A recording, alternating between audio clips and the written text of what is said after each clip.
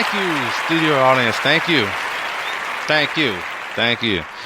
Um, Welcome to another episode of TrendChat. I'm your host, Brian Bledsoe. Have a little more time so I can pause a little bit more to say everything I want to get out. And a couple of things I've been forgetting, and then I want to make sure I say them now as far as if you want to connect with us on social media.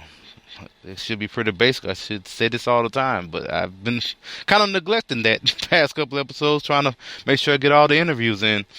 But if you want to connect with us on social media, it is all the same name, TrendChat 24/7. That is for the Facebook, Instagram, Twitter. Also on YouTube. Now, the program is on SoundCloud right now. And we are working to get on iTunes and iHeartRadio. As soon as we get some approval for those, we will definitely let you know.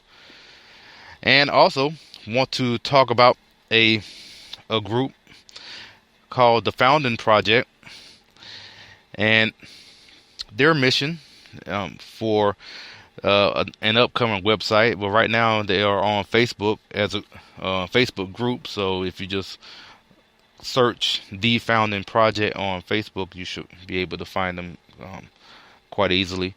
And their mission is basically just to educate citizens on the founding of our nation, whether it's just knowing more about the Constitution, the Declaration of Independence. I don't know if they get as far as into the Federalist Papers or not, but I wouldn't be surprised if they did. And this whole week being about CPAC, and I know I mentioned before I went to CPAC, and that I can definitely see them fit right in, especially down in the CPAC hub, which is basically the exhibit hall. And I can see them fitting right in there, just with materials and whatnot. I can even imagine some of them speaking. So, as I said before, they are putting together a website, and then it should be launched sometime soon. Hopefully, maybe get one of them on the show and have them to explain more, give more details about what they're looking to do and what they're looking to accomplish with this website. So I just want to give them a shout out. I've been rushing, trying to get through all make sure all the interviews get in within the time frame. I remember one episode I noticed that I got cut off right at the end. But hey, like I said, I'm learning all this when it comes to editing and everything, but I'm learning all this on the fly, but I am learning somewhat quickly, at least basic stuff. So I'm able to cut some things at least a little bit. I'm no expert by no means. I know just enough to get this on on the internet. That's about it. Most of this is a lot of it is self-explanatory. I kind of can grasp some things, so I'm able to get enough for you to hear it. So, but I'm going to keep trying to learn little things here and there. So, we have 3 segments. So it's not so much me interviewing someone. For 2 of them, it is that. One of them is a segment from another podcast called the Reactionary Times, who interviewed me to talk about various things and just kind of promoting TrendChat. I didn't do many interviews. Matter of fact, I only did 2. That one was with them, and another one was with the World News Daily with Alicia Poe, and that was on camera. I haven't looked for it, but so I'm going to play the Reactionary Times interview later. And also I just want to appreciate Julio Rivera. Matter of fact, if it wasn't for his suggestion to do a podcast, you're going to be hearing me right now. So I'm thankful for him for his insight and for him for giving the suggestion to do something like this. So I just want to give him a shout out as well. So I want to get into the interviews now. The first interview is with two sisters that I good friends with, and anyone that is looking for media strategy or web design or graphic design. I mean, if you get these two sisters with you would have no problem being successful in whatever you're trying to do. And they're going to go in depth as far as what they do if you were a client of theirs, and kind of to help the person as far as if they want to know more as far as want their services to help them in whether in media strategy or in just graphic design or web design. So here's my interview with them. Hello, this is Politichicks.com. My name is Brian Bledsoe. I'm here at CPAC, and I am pleased to have, one graphic designer and one media strategist. And the graphic designer is Anna Maria Hoffman, and her sister, being the media strategist, is Gabriella Hoffman. How are you two doing? We're doing great. Thank you for having us on the podcast. Yeah, thank you so much. So, I just wanted to ask, especially, this one is for Gabby, as a media strategist. Now, if I was a client, like if you had a client here at CPAC, what would be your strategy? A client here at CPAC. Well, I'd want to get them as much exposure on Radio Row if possible. If they wanted to supplement their experience at CPAC, hopefully try to secure a speaking slot for them if they had the ability to do so, or even just to host some sort of mixer, like a meet and greet if they were well known or prominent, just to get as much exposure and interaction with their fans or audience as best as possible. But it's a multitude of things. If they have a book, or if they have a radio show or something, it's all going to be fine-tuned to what their specialty is. So I wouldn't just throw all these ideas. I would specialize it according to what... Oh, hey. Oh, sorry about that. That was someone randomly shouting at us. And so... Y'all are rock stars, I understand. Oh, sure. We're very humble about that.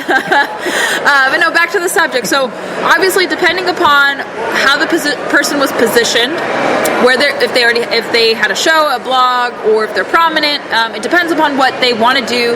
And I would advise them according to their needs, not like what I think would be best. But I could also have my recommendations. But I would say, okay, what would get you the most exposure with the least amount of money spent, or the least amount of time wasted, and make sure they maximize their experience at CPAC. That's what we want to do. Even as someone who's a regular event goer to CPAC, you'd want to make sure they plan accordingly, they meet the right people, maximize their presence, accomplish what they want to accomplish, and have a good time too. It's not just about work, it's also about enjoying the experience or media experiences that they partake in. Okay, well, I'm pretty sure whoever's client that you will have will definitely will benefit from your advice. So Anna Maria? Hi. Sorry. Oh, no problem. So, got carried away. So I noticed that you did a seminar with Leadership Institute about called Thinking Like a Designer. So tell me a little bit about that. Sure. So I was asked to discuss about my process as a graphic designer, talk about how I get leads, how I draft my contracts.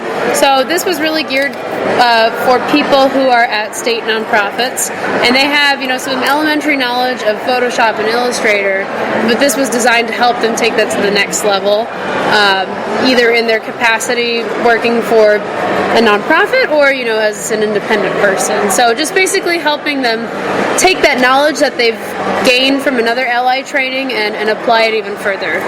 Okay. Now, here's a little experiment that I want to ask both of you. Sure. So, given I have a media strategist and a graphic designer, yes. I just want to, let's say if I was a client, I have a 15-minute podcast, and I just need your services, given if I could afford you, but just give a quick consult as far as what you would ask of me and how it would go. Sure. Well, obviously we do free consultations for prospective clients. Yes. And we do initial research on someone. We ask them to just tell us kind of what your spiel is, what you're looking for, and what you're hoping to get out of working with us, because it helps us and it helps the prospective client to know how we can make both needs fulfilled easily. So when I look for a client, I want to make sure that they're serious. They have potential to grow, and if not already established presence, but a very high likelihood of growing. And so for someone like you, like podcasters, you already have connections in conservatism and in the movement, and so just figuring out like who else to connect you with strategically, and to who to get your podcast to or your writing, and kind of target you there, or help you kind of target your stuff more, and work on social media, whether it's a combination of ads, using hashtag strategy, that can also very much help. So we would fine-tune your strategy depending upon your needs, whether you need traditional or social media work. And so we would obviously do the consultation, see where you need help with, figure out ideas and brainstorm how to help you improve or get you on the path to a strategy that works well for your messaging online, and with the help of traditional means too, and whether it would take a month just to get you kind of focused, or like, okay, I know where I'm going. Because I've worked with some clients who are like, you actually just gave me reassurance this month that we work together. I actually don't need you anymore, and thank you. And so like, I did my job. I helped someone, even if it was a short-term experience. Some people need help a little longer just to figure out what they want to do, rather than just me.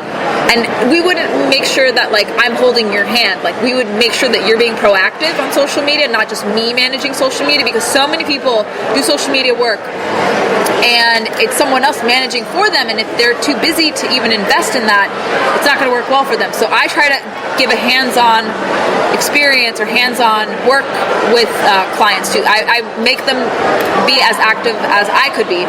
Let's say if I were running the show full-time for them. So we try to make sure all clients are proactive, whether they're doing social media or traditional media. So making sure that they know whom to target, what to target, and using as limited resources as possible. So we try to make it cost effective too. So I know that's so much to talk about, but we would tailor it to your needs and make you succeed as best as possible, and reference a lot of articles and blogs and other free resources for you to use, and guide you as to how we can message you effectively. Okay. I was just saying, as far as design, so if I get everything together, what would you recommend for me? Sure. Well, first of all, I generally have a phone call, or if they're local, we have an in-person meeting, and I learn more about what they're looking for. And I typically have them go over with me a design brief, which is a questionnaire, and I gauge things like the history of their company, if there is one, who their target audience is, what styles they like and don't like. So I guess for logo design, I have a very formal process, and I'm happy to elaborate on that. So after we sign a contract together for something like that, I'll go over, I'll present some mood boards to these people, and basically those are just compilations of existing brands or styles or of different types of logos or elements or colors to help gauge, what they're looking for in their own piece. And then after that, I will typically send like 2 to 3 drafts of the logo, see which one they like, have them finalize that. They can demand at most 2 changes to the content, layout, and so forth of the design.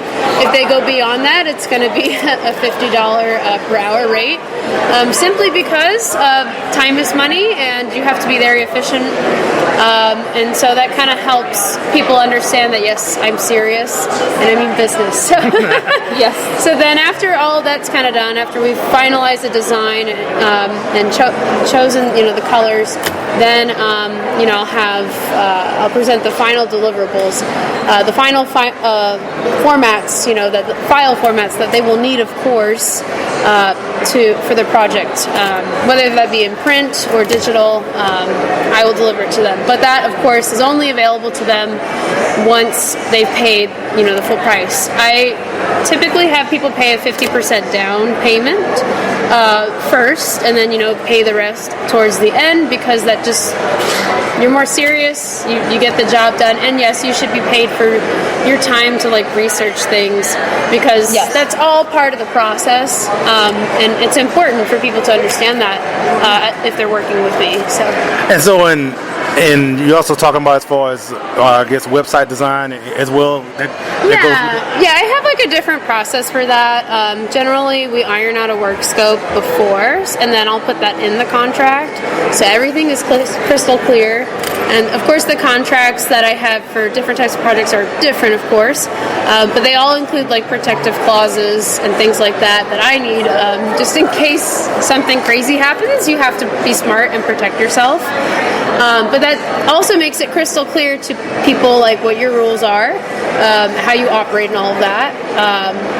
So yeah, generally with, like I mentioned before, work scope, have that contract signed. If we proceed, then I'll consistently update them on like what is needed for the site. Like we'll go over the work scope again, and I'll say, hey, I need for this amount, of course, I'll need this amount of information, or this type of copy, or these type of images, or these social media links for you if I'm linking to their social media channels. So I'm very detail oriented, regardless of whether or not I'm doing graphic or web design.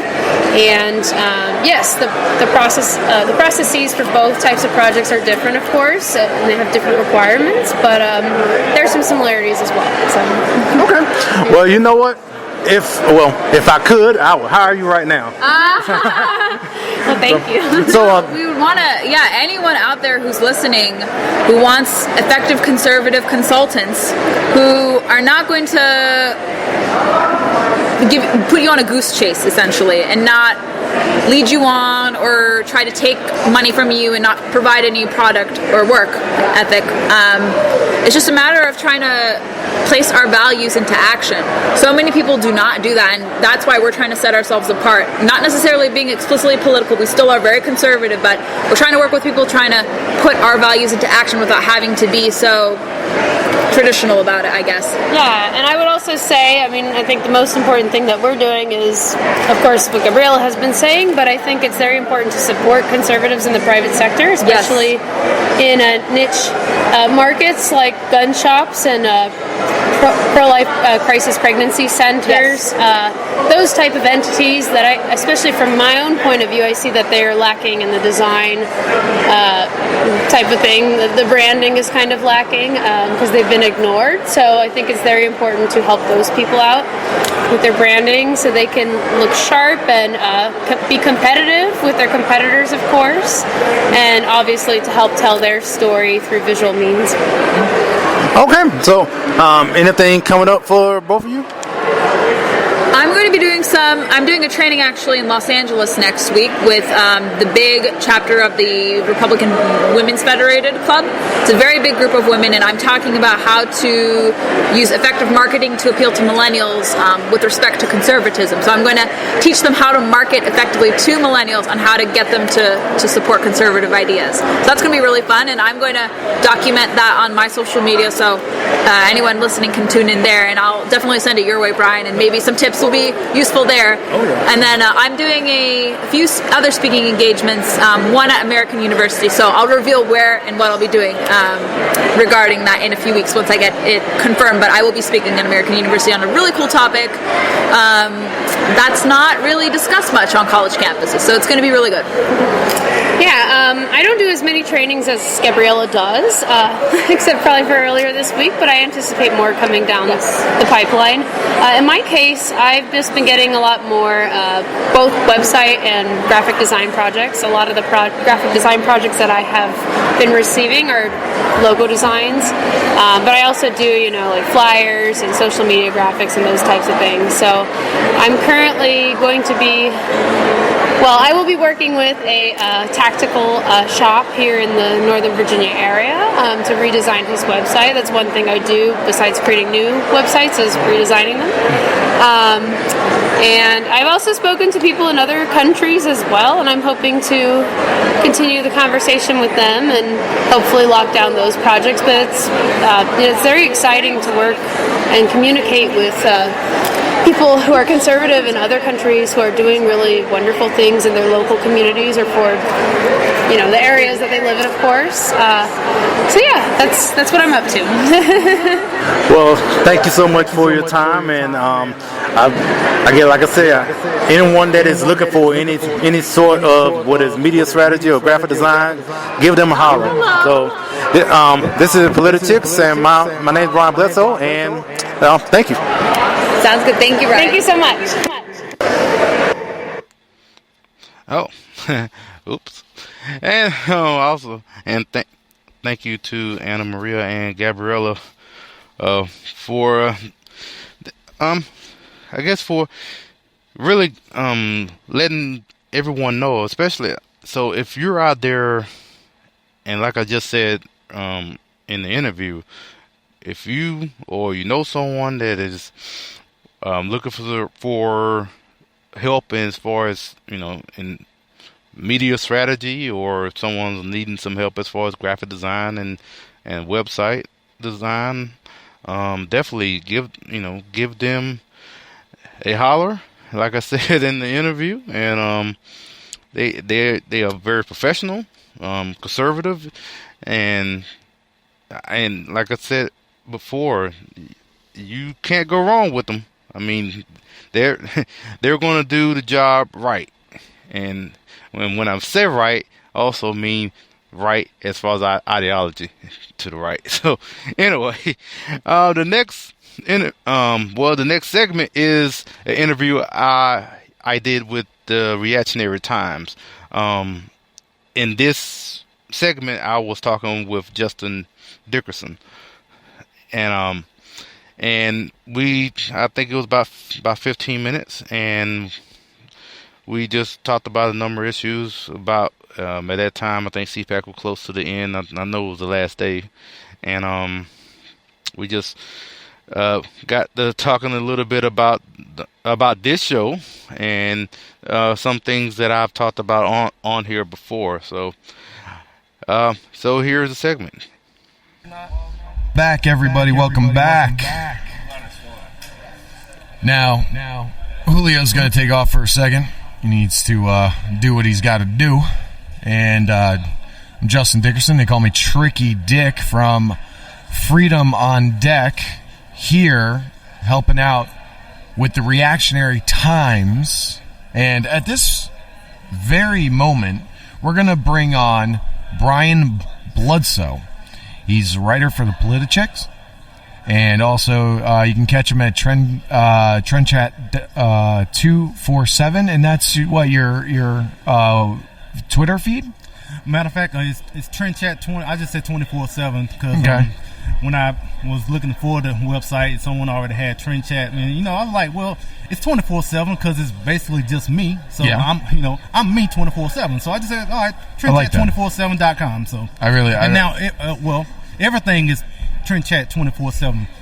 The Twitter, the Instagram, the YouTube, and the Facebook. I'm trying to think of all of them, but yeah. So everything is TrendChat 24/7. So it's totally locked down. Yes, you have the conglomerate. Great. Oh, yeah.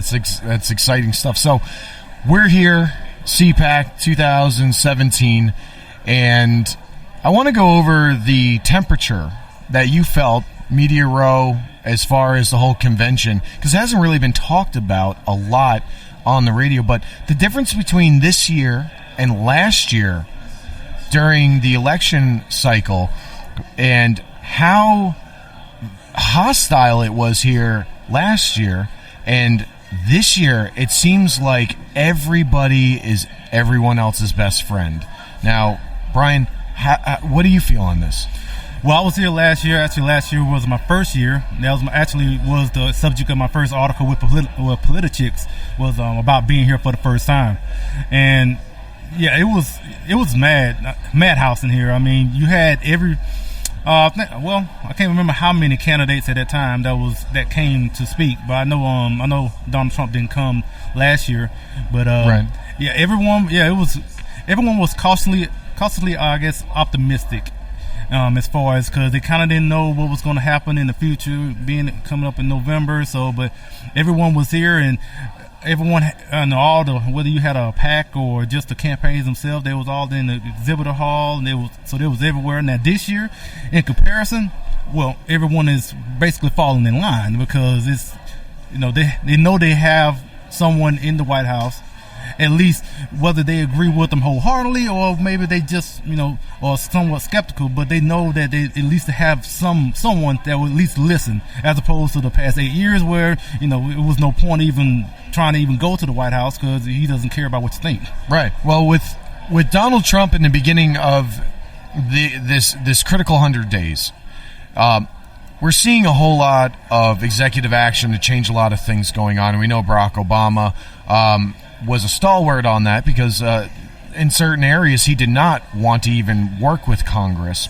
Are you concerned by the amount of executive orders right off the bat that Donald Trump is setting into action? Or do you believe that this is trying to roll back and fix the things that were shoved down the American people's throat? Now, as far as, I guess, executive orders now, well, I think it's, for one, it sets the tone. So in that sense, I agree, because basically, like you said, he is taking, setting back all the things that Obama threw at us all through the past 8 years. So basically, it's what President Trump is doing now with the executive orders is basically just letting everyone know, like he said yesterday, that he's keeping his promises. Now, the thing about it now, when it comes to these orders, as much as maybe everyone loves all these executive orders, personally, I want all of this to be backed up by legislation. Yes, and that's important. So, I mean, everything that he's doing, that's great. But if you're not passing law, and that's where it comes to Congress, where they need to just get more. It's funny because we talk about backbone. Yeah. I mean, the past 8 years, you've been having Republicans basically saying, like, look, if we had the White House, well, we can do so much more. All right, you got a Republican in the White House. What you doing? Well, yeah. Well, let's take a look at the previous administrations as well, and that would be the 2 terms. Now you get the House. Okay, the Republicans are popping off. Here we go. Here it comes. Nothing. Then you got House Senate. Nothing. You got the full Congress. You couldn't do anything. Now you have the presidency. Now, the thing that gets me is that you're asking for all of this ammunition, but when it comes down to drawing down on perceivably evil that's going on in our country in some way, shapes, or forms to the American people, you're not pulling the trigger. You're not cocking back. You're not even putting a half cock on your hammer to take care of business. I mean, and now the excuse they're using now is that, well, we don't want to be we don't be too toxic for a re-election coming up in 2018. So now they was like, okay, we need the Congress, we need the White House, but now all of a sudden, well, we don't want to alienate anybody that's wanting to vote for us and things like that. Like, for one thing, the people that you think that's going to alienate you, they're not going to vote for you anyway, because it's kind of like these town halls. You got people that are coming out, you got people protesting, and then all of a sudden, it's like, well, we don't want to offend them. You know what? They're not going to vote for you anyway, so why are you worried about them? And there's districts. I'll tell you. I'll share this with you. I'm from the East End of Long Island, and I voted in District 32. And District 32 is basically a hamlet of Southampton town, and it's just outside of Sag Harbor. Very bourgeois. A little baby town. You said bougie? Bourgeois. Okay. Yeah, and I was thinking about that song Bad and Bougie. But I know nothing about it, but I heard about it so much. I was about to go into it. I was going to do a little Bougie Bonton impression, but I'm not going to do that. That'll just infuriate the masses. But in these districts, you're not going to be able to change the mass of them. You can change 1 or 2, or you can actually get them to double think themselves. Reassess your stance. Now, what happens here is that in that district, there were 3,500 people that voted in the district. It was 62% Clinton. And as you went around that area, it was the same mantra. You're going to miss those areas. Why do you think Hillary Clinton stumped where she stumped? Because she knew she can get all the votes there. And Trump stumped where he stumped because he knew he can get all those votes there. My thing is that you can only do so much in so much time. And to change people's minds, you have to kind of get the herd to move. You're not going to be able to get one sheep and make a difference. You have to have the herd move now. And you have, for the president, I give him 1 year to start moving herds that aren't in his backyard or are fenced in with him. He can't just keep going to the same pool. and think he's going to progress, because there's going to be a pushback. People like I have other people that I work with, and they believe that the Democratic Party has completely shot their foot off. Not shot themselves in the foot, but the foot's gone. And I'm sitting there going, no, what they've done is that they've retreated, and they're in the caves or they're in their palaces, and they're planning. And this pushback, whether it be Hillary Clinton 20 or Michelle Obama in 20, I mean, it's very dangerous. I do not believe in my soul, and this is going to piss off a lot of conservatives, that if Trump doesn't make some kind of turn, and I don't mean turning left, I mean he makes a turn, he becomes more translucent with his speech, he gives us more details, he lets us in. The people who are running this country lets us in and lets us know, rather than these huge generalizations. Yeah. Like with immigration, you're still generalizing things. Let us know you can trust us. We voted you in. Trust us, and we will give you the keys. But we gave you the keys, but there's still one more door you need to open, and that's the rest of the country. I think it's very important, and I think that you're exactly right. They're so scared to piss one person off. But sometimes you got to break eggs to make an omelet, right? Yeah, and that's the thing. When you're sitting there when you're at these town halls, or when you have, I guess, basically a fear as of what's going to happen because of maybe just even supporting whatever President Trump is doing right now, to offend a group of, a group of people that wasn't, well, like I said, wasn't going to vote for you anyway, didn't vote for you before, right? And so, but you're going to listen to them. And by doing that, you're alienating the people who did vote for you. But the people who you think you're going to alienate need to understand, and I mean, this is mental maturity kind of thing for me, because I run dead middle. I take the left and I take the right, and I score it, like Olympics. I take the highest out, I take the lowest out, I put it together, and then I put into my brain, my heart, and then I do my research. I do my research. And I'm not going off of just things that are blasted. I'm not just going off of what my friends believe. I sit there and I literally, to my best friends, Chet and Brian from FOD, I challenge them at every point to change their thinking. Shoot all the angles before you shoot your mouth off. And that was my father. That was that. And my father's liberal. He's saying take a look at it fully and then use your heart and your mind to make your decision. That's the only one that matters. But because there's so much pack mentality, clique mentality, take a look at where we are right now. Yeah. We're in a very specific clique. And everybody thinks. But as my perception of coming here, everybody thought the same way. They were staunchly right. No. There's colors of progressive in them. Do they want to admit it or not? That's up to them. Yeah. And that's my feeling. But I mean,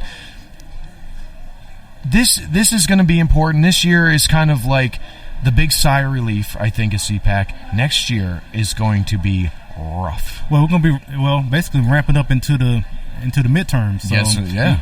So I would say maybe probably be more as far as people and that's wanting to campaign somewhat. So I guess it will probably be more in that sense that people wanting to some might be out there trying to outright challenge President Trump, especially by that time. By that time, you have about a year, and so people might have your establishment going to really be out there, especially if his approval numbers are going low. They're going to be really out there. Don't worry about approval numbers in your first 100 days. From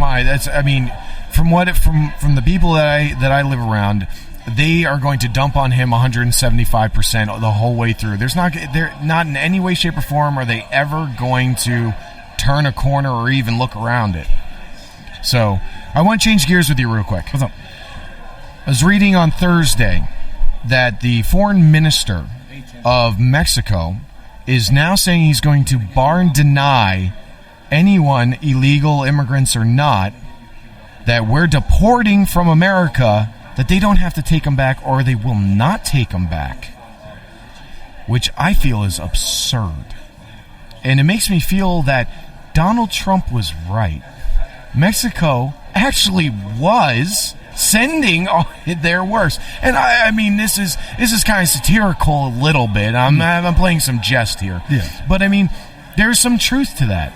And I would like to hear your stance on this mass deportation theory at this point, and the orders that Obama has left behind for ICE as far as those raids that happened last week and the week before.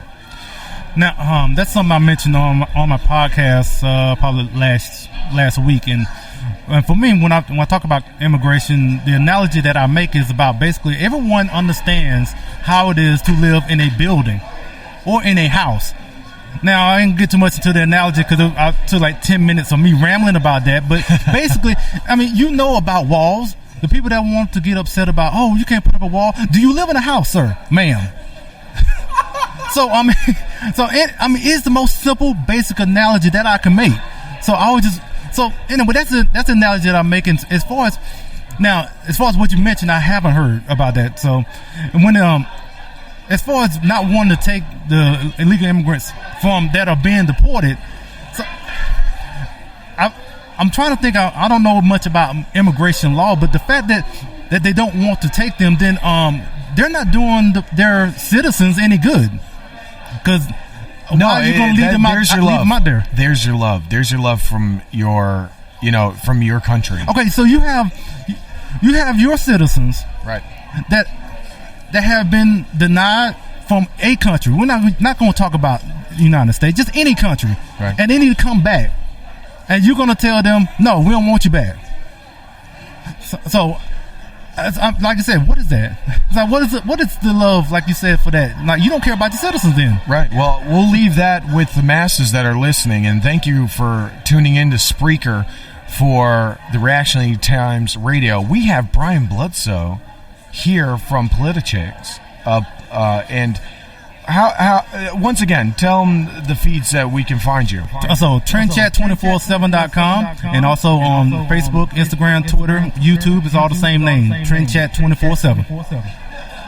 Well, it's been a pleasure to meet you and speak with you. Thank you for all your information, and we're going to go do a quick break, and we'll be right back with more from Reactionary Times.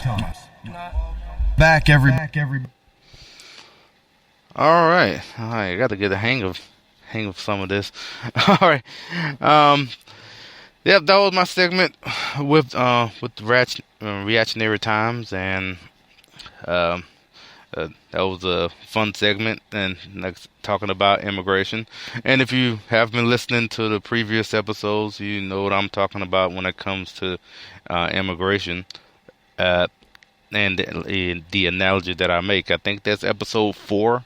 Actually, maybe it's 3. I don't know. Maybe you should listen to all of them and then find it. But I can't remember off the top of my head. But I just want to make sure I get to the last interview of CPAC. Was with Chris Malagisi. He was he's the organizer for the post CPAC party, which is called Reaganpalooza. And after the end of this will be all the interviews. And once again, if you want to listen to us on Spreaker, it's here on TrendChat, and we're gonna get straight to the interview. Should have done this a half an hour before. This is Politichicks.com. This is Brian Bledsoe. I'm here with Chris Malagisi. Yes. And you're with Young Conservatives Coalition. All right, and I am here at Reaganpalooza. Now, did I even say that correctly? Reaganpalooza? Reaganpalooza, that's it. 13th annual Reaganpalooza. And you have been the organizer of all 13? All 13. So what was the idea of putting this together? Well, we always wanted to get our friends together at least once a year. I'd worked in the 2004 Bush campaign and had a lot of friends that were coming in for CPAC in 2005. And we wanted to get our friends together. We all had an affinity towards Reagan, and we wanted to celebrate that. And 13 years later, we've got Dog the Bounty Hunter coming to Reaganpalooza. So how has it grown since the first one? We had 40 people in our apartment. just our close friends. And the next year was 80 people. The next year after was 250. I think CPAC has evolved over time. They didn't used to do a lot of these kind of gatherings and parties at CPAC. Now it's commonplace, but we also wanted to recognize Ronald Reagan and all his achievements. A lot of people, especially young people, did not live through the Reagan administration, so this would be, if this is one little way in which they can recognize Reagan. We do a lot of stuff with the Reagan Foundation and Library. We try to link to a lot of their stuff so people can get educated about his administration, and we hope that legacy lives on. And hopefully we're a small part of that, at least. Yeah, I mean, how many people actually were here tonight? We sold out tonight. We had over 600 people sign up. We actually had to stop selling tickets because there was we're going to bust the fire code. So I'm guessing you were at CPAC? I was at CPAC. And how many CPACs have you been to? 13. Oh, okay, all right. So from that point, from starting Reaganpalooza, and you've been coming ever since. Locked in arms. So tell me more about the organization in general. So the Young Conservatives Coalition is a young professional networking group for center-right conservatives in D.C. primarily. We host different events throughout the year: Reaganpalooza, the Buckley Awards, in honor of William F. Buckley Jr., the National Review founder.